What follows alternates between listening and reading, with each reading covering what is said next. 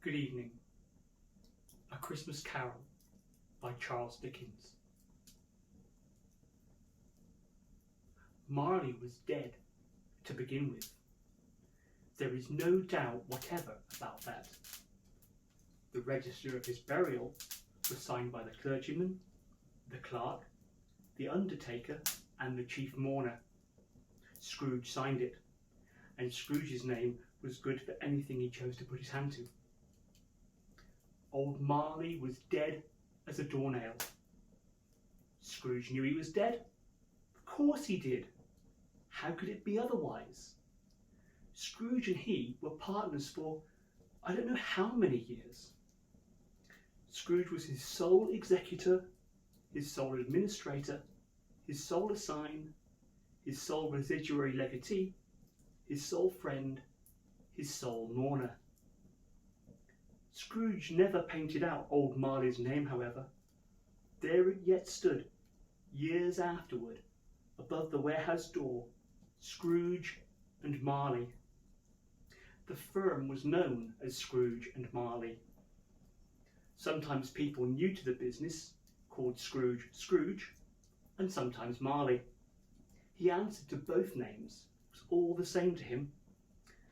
Oh, but he was a tight-fisted hand at the grindstone, was Scrooge.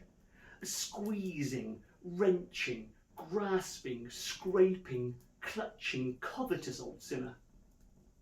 External heat and cold had little influence on him. No warmth could warm, no cold could chill him. No wind that blew was bitterer than he.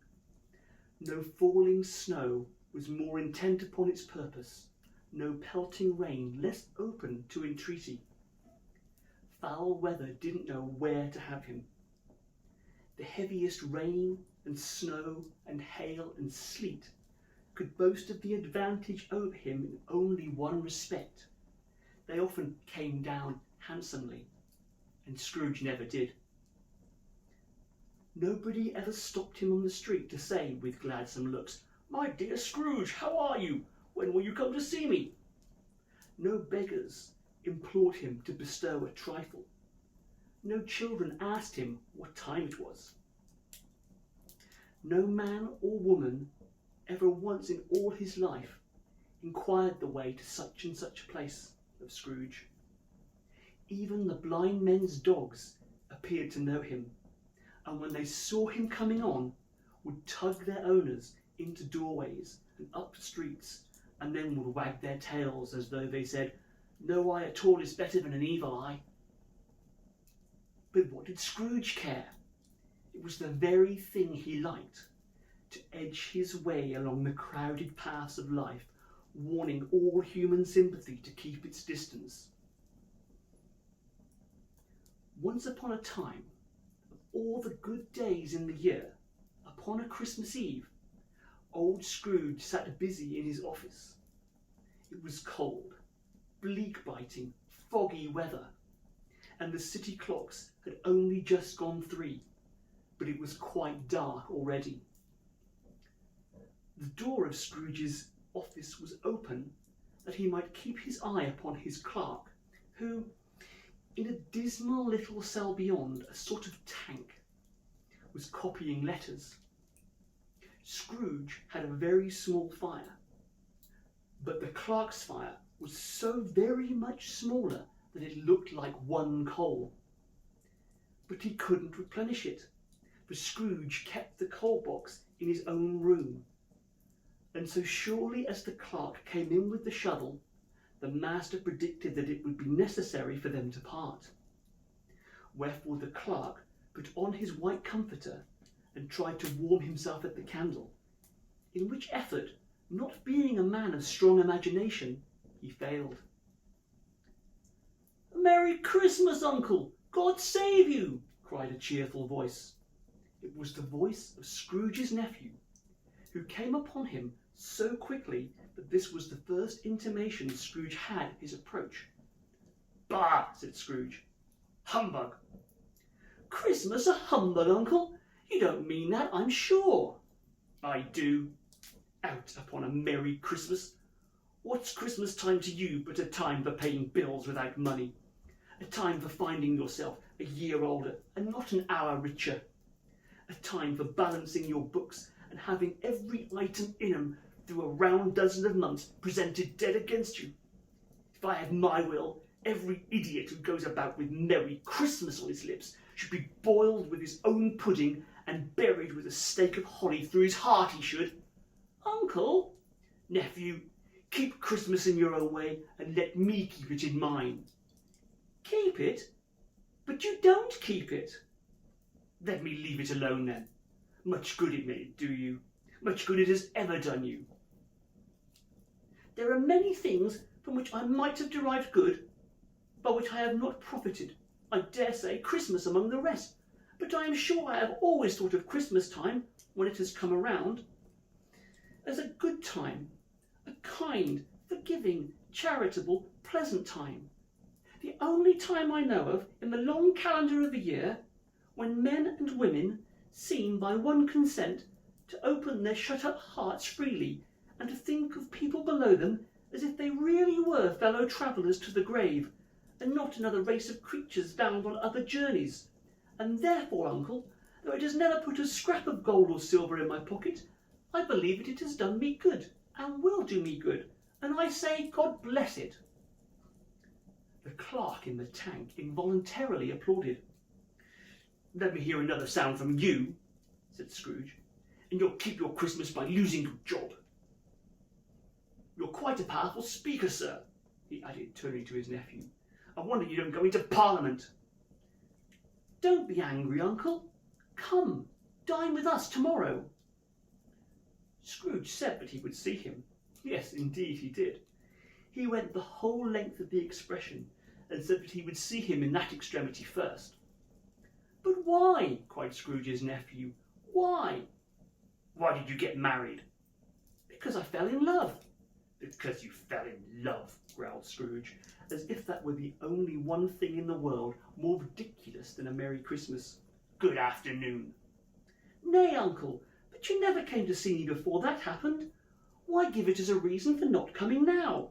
Good afternoon. I want nothing from you. I ask nothing of you. Why cannot we be friends? Good afternoon. I am sorry with all my heart to find you so resolute. We have never had any quarrel to which I have been a party, but I have made the trial in homage to Christmas, and I'll keep my Christmas humour to the last. So, a Merry Christmas, uncle.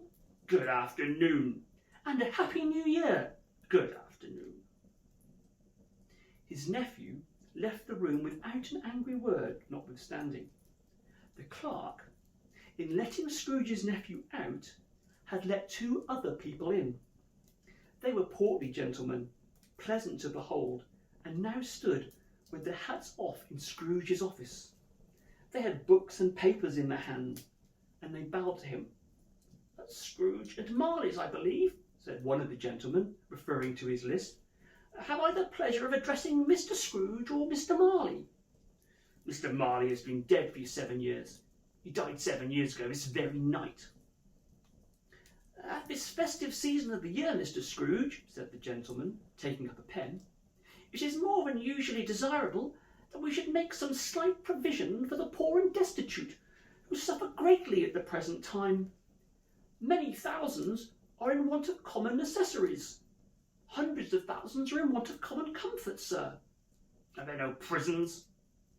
Plenty of prisons, but under the impression that they scarcely furnish Christian cheer of mind or body to the unoffending multitude, a few of us are endeavouring to raise a fund to buy the poor some meat and drink and means of warmth. We choose this time because it is a time, of all others, when want is keenly felt and abundance rejoices. What shall I put you down for? Nothing. You wish to be anonymous? I wish to be left alone. Since you ask me what I wish, gentlemen, that is my answer. I don't make merry at Christmas myself, and I can't afford to make idle people merry. I help to support the prisons and the workhouses. They cost enough. Those who are badly off must go there. Many can't go there, and many would rather die. If they would rather die, they had better do it and decrease the surplus population. At length, the hour of shutting up the office arrived.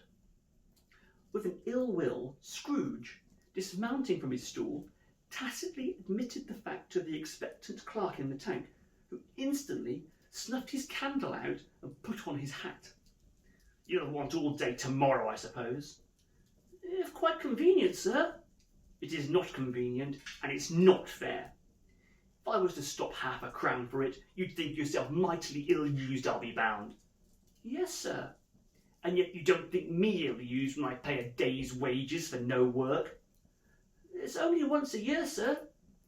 "A poor excuse for picking a man's pocket every 25th of December. But I suppose you must have the whole day. Be here all the earlier next morning." The clerk promised that he would, and Scrooge walked out with a growl. The office was closed in a twinkling, and the clerk, with the long ends of his white comforter dangling below his waist, for he boasted no greatcoat, went down a slide at the end of a lane of boys 20 times in honour of its being Christmas Eve, and then ran home as hard as he could pelt to play at blindman's buff with his family. Scrooge took his melancholy dinner in his usual melancholy tavern, and having read all the newspapers and beguiled the rest of the evening with his banker's book, went home to bed. He lived in chambers which had once belonged to his deceased partner. They were a gloomy suite of rooms in a lowering pile of buildings up a yard. The building was old enough now and dreary enough, for nobody lived in it but Scrooge, the other rooms being all let out as offices. Now it is a fact that there was nothing at all particular about the knocker on the door of this house, except that it was very large. Also, that Scrooge had seen it night and morning during his whole residence in that place. Also, that Scrooge had as little of what is called fancy about him as any man in the city of London, and yet Scrooge, having his key in the lock of the door, saw in the knocker, without its undergoing any intermediate process of change, not a knocker, but Marley's face. Marley's face, with a dismal light about it, like a bad lobster in a dark cellar. It was not angry or ferocious, but it looked at Scrooge as Marley used to look, with ghostly spectacles turned up upon its ghostly forehead. As Scrooge looked fixedly at this phenomenon, it was a knocker again. He said, "Pooh, pooh," and closed the door with a bang. The sound resounded throughout the house like thunder. Every room above and every cask in the wine merchant's cellars below appeared to have a separate peal of echoes of its own. Scrooge was not a man to be frightened by echoes. He fastened the door and walked across the hall and up the stairs, slowly too, trimming his candle as he went. Up Scrooge went, not caring a button for it being very dark. Darkness is cheap, and Scrooge liked it. But before he shut his heavy door, he walked through his rooms to see that all was right. He had just enough recollection of the face to desire to do that. Sitting room, bedroom, lumber room, all as they should be. Nobody under the table, nobody under the sofa. A small fire in the grate, spoon and basin ready, and the little saucepan of gruel, for Scrooge had a cold in his head, upon the hob. Nobody under the bed, nobody in the closet, nobody in his dressing gown, which was hanging up in a suspicious attitude against the wall. Lumber room as usual, old fireguard, old shoes, 2 fish baskets, washing stand on 3 legs, and a poker. Quite satisfied, he closed his door and locked himself in. Double locked himself in, which was not his custom. Thus secured against surprise, he took off his cravat, put on his dressing gown and slippers and his nightcap, and sat down before the very low fire to take his gruel. As he threw his head back in the chair, his glance happened to rest upon a bell, a disused bell that hung in the room and communicated, for some purpose now forgotten, with a chamber in the highest story of the building. It was with great astonishment and with a strange, inexplicable dread that as he looked, he saw this bell began to swing. Soon it rang out loudly, and so did every bell in the house. This was succeeded by a clanking noise deep down below, as if some person were dragging a heavy chain over the casks in the wine merchant's cellar. Then he heard the noise much louder on the floors below, then coming up the stairs, then coming straight toward his door. It came on through the heavy door, and a spectre passed into the room before his eyes, and upon its coming in, the dying flame leapt up as though it cried, "I know him! Marley's ghost!" The same face, the very same. Marley in his pigtail, usual waistcoat, tights and boots. His body was transparent, so that Scrooge, observing him and looking through his waistcoat, could see the 2 buttons on the coat behind. Scrooge had often heard it said that Marley had no bowels, but he had never believed it until now. No, nor did he believe it even now. Though he looked the phantom through and through and saw it standing before him, though he felt the chilling influence of its death-cold eyes and noticed the very texture of the folded kerchief bound about his head and chin, he was still incredulous. "How now?" said Scrooge, caustic and cold as ever. "What do you want with me?" "Much." Marley's voice, no doubt about it. "Who are you?" "Ask me who I was." "Who were you then?" "In life, I was your partner, Jacob Marley." Can you sit down?" "I can." "Do it then." Scrooge asked the question because he didn't know whether a ghost so transparent might find himself in a condition to take a chair, and felt that, in the event of its being impossible, it might involve the necessity of an embarrassing explanation. But the ghost sat down on the opposite side of the fireplace, as if he were quite used to it. "You don't believe in me?" "I don't." "What evidence would you have of my reality beyond that of your senses?" "I don't know." "Why do you doubt your senses?" "Because a little thing affects them. A slight disorder of the stomach makes them cheat. You might be an undigested bit of beef, a blot of mustard, a crumb of cheese, a fragment of an underdone potato. There's more of gravy than of grave about you, whatever you are."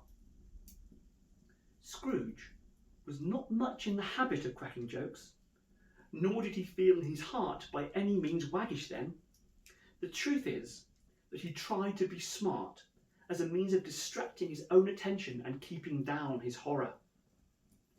But how much greater was his horror when the phantom, taking off the bandage around its head as if it were too warm to wear indoors, its lower jaw dropped down upon its chest. "Mercy, dreadful apparition, why do you trouble me? Why do spirits walk the earth, and why do they come to me?" "It is required of every man that the spirit within him should walk abroad among his fellow men and travel far and wide, and if that spirit goes not forth in life, it is condemned to do so after death. I cannot tell you all I would. A very little more is permitted to me. I cannot rest. I cannot stay. I cannot linger anywhere. My spirit never walked beyond our counting house. Mark me, in life my spirit never roved beyond the narrow limits of our money-changing hole, and weary journeys lie before me. 7 years dead and travelling all the time? You travel fast. On the wings of the wind. You might have got over a great quantity of ground in 7 years. Oh, blind man, not to know that ages of incessant labour by immortal creatures for this earth must pass into eternity before the good of which it is susceptible is all developed. Not to know that any Christian spirit working kindly in its little sphere, whatever it may be, will find its mortal life too short for its vast means of usefulness. Not to know that no space of regret can make amends for one's life's opportunities misused. Yet I was like this man. I once was like this man. But you were a good man of business, Jacob, faltered Scrooge, who now began to apply this to himself. Business, cried the ghost, wringing its hand again. Mankind was my business. The common welfare was my business. Charity, mercy, forbearance, benevolence were all my business. The dealings of my trade were but a drop of water in the comprehensive ocean of my business. Scrooge was very much dismayed to hear the spectre going on at this rate, and began to quake exceedingly. Hear me, my time is nearly gone. I will, but don't be too hard upon me. Don't be flowery, Jacob, pray. I am here tonight to warn you that you yet have a chance and hope of escaping my fate. A chance and hope of my procuring Ebenezer. You were always a good friend to me, thank ye. You will be haunted by 3 spirits. Is that the chance and hope you mentioned, Jacob? I think I'd rather not. Without their visits, you cannot hope to shun the path I tread. Expect the first tomorrow night when the bell tolls 1. Expect the second on the next night at the same hour. The third upon the next night when the last stroke of 12 has ceased to vibrate. Look to see me no more, and look that for your own sake you remember what has passed between us. It walked backward from him, and at every step it took, the window raised itself a little, so that when the apparition reached it, it was wide open. Scrooge closed the window and examined the door by which the ghost had entered. It was double locked, as he had locked it with his own hands, and the bolts were undisturbed. Scrooge tried to say humbug, but stopped at the first syllable.